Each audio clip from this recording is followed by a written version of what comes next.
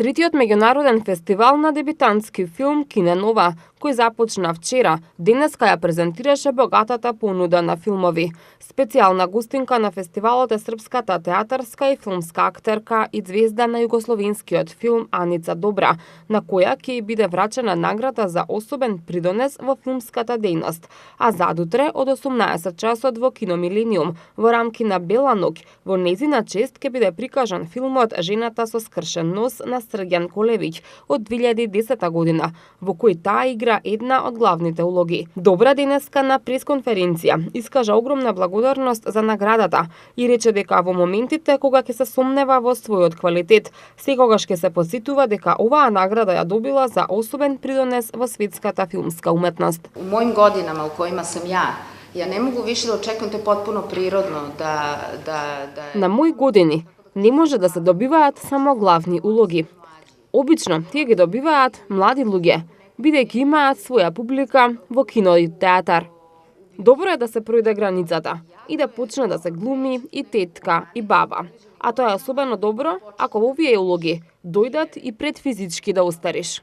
Затоа треба да се соработува со младите, затоа што тие се многу посупериорни од нас кога бевме млади.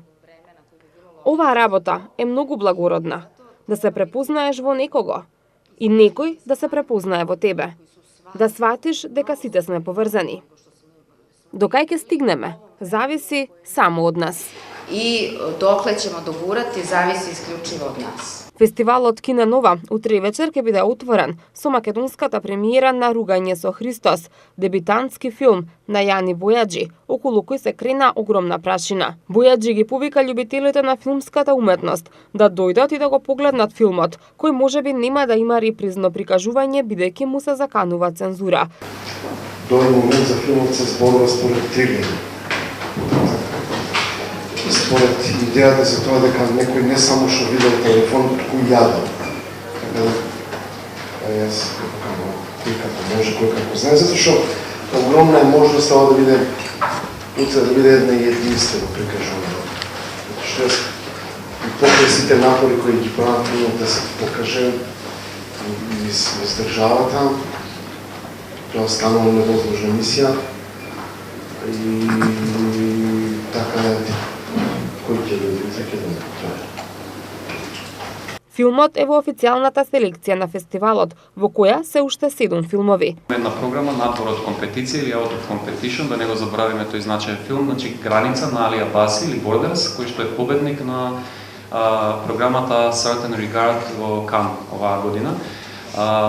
Инаку дополнителни програми се програмата Фокус на Норвешка, кој што е прво представување на норвешката кинематографија во Македонија. Потоа имаме програмата Дебитант од Бергман или Бергман како дебитант, каде што ќе се прикажат неговите први два филма во духот на фестивалот, нели ги откриваме почетоците на Бергман и вкупно 4 филмови од неговата прва фаза. Потоа имаме програмата Европско култура во контекст на годината на европско културно наследство, која што е наречена Балканската аудиовизуелна уметност како значајно европско културно наследство.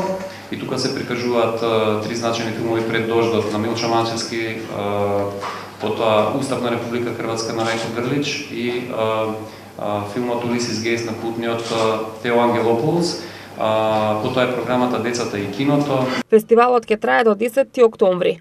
Покрај филмовите за награди ќе има и ревијална програма, а земја во фокусот годинава е Норвешка, од каде ќе има 5 филмски остварувања.